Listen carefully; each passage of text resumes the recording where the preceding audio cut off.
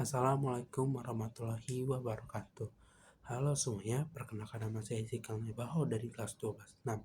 Pada kesempatan kali ini saya akan membacakan laporan mengenai upaya penyebarluasan berita proklamasi kemerdekaan Indonesia pada tanggal 17 Agustus tahun 1945. Walaupun pembacaan proklamasi berlangsung di Jakarta, penyebaran informasinya tidak mudah. Indonesia saat itu masih berada dalam pengawasan ketat Jepang, namun semangat rakyat tak terbendung. Berikut adalah laporannya. Yang pertama, penyebarluasan di Jakarta. Setelah Soekarno dan Hatta membacakan teks proklamasi di Penggang Sandi nomor 56, para pemuda langsung bergerak cepat.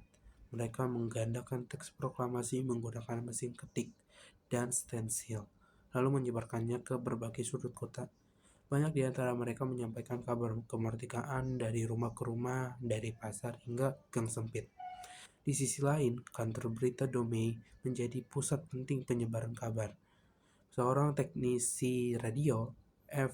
Wus, berhasil menyiarkan berita proklamasi ke udara.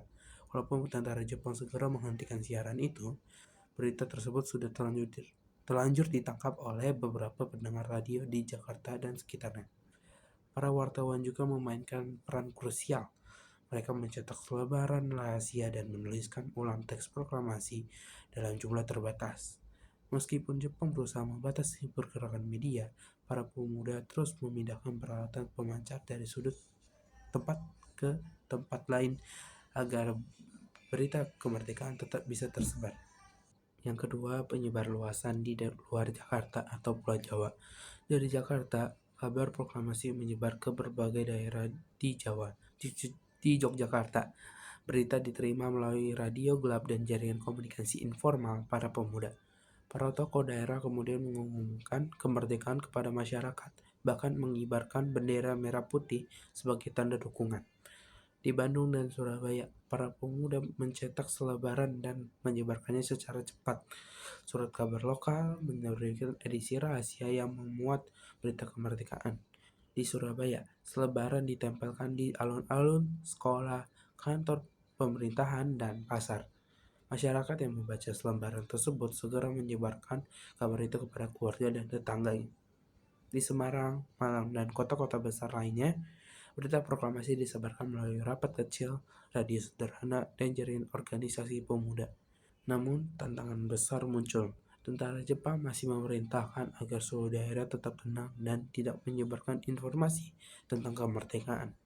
Banyak pemuda harus bergerak secara sembunyi-sembunyi, bahkan berpindah-pindah tempat untuk menghindari penangkapan. Meskipun begitu, dukungan masyarakat terus mengalir.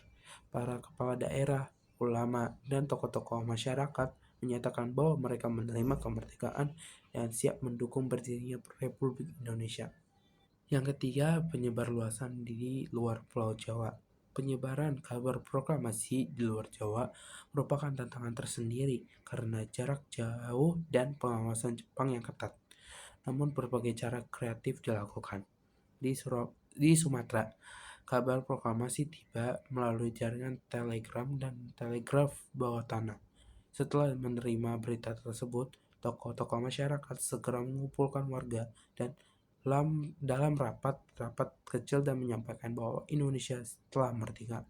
Kota-kota seperti Padang, Bukit Tinggi, dan Medan dengan cepat menanggapi kabar tersebut dengan pengibaran bendera dan pembentukan pemerintahan daerah republik. Di Kalimantan, berita menyebar melalui kurir, kapal, dan jaringan pelaut yang membawa kabar dari Jawa. Meskipun perjalanan berbahaya, semangat para kurir untuk menyebarkan kabar kemerdekaan tidak berhenti.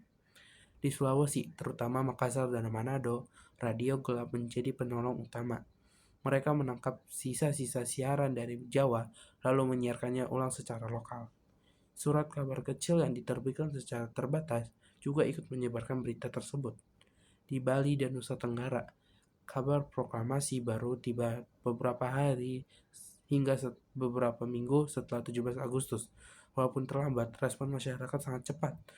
Setelah berita diterima, bendera merah putih segera dikibarkan dan tokoh masyarakat mengumumkan bahwa Indonesia telah merdeka. Kesimpulannya, yaitu Upaya penyebarluasan berita proklamasi membuktikan bahwa semangat kemerdekaan rakyat Indonesia tidak dapat dibungkam, meskipun harus berhadapan dengan sensor, ancaman penangkapan, dan keterbatasan teknologi komunikasi. Rakyat di seluruh pelosok Nusantara tetap berhasil mendapatkan kabar bersejarah ini.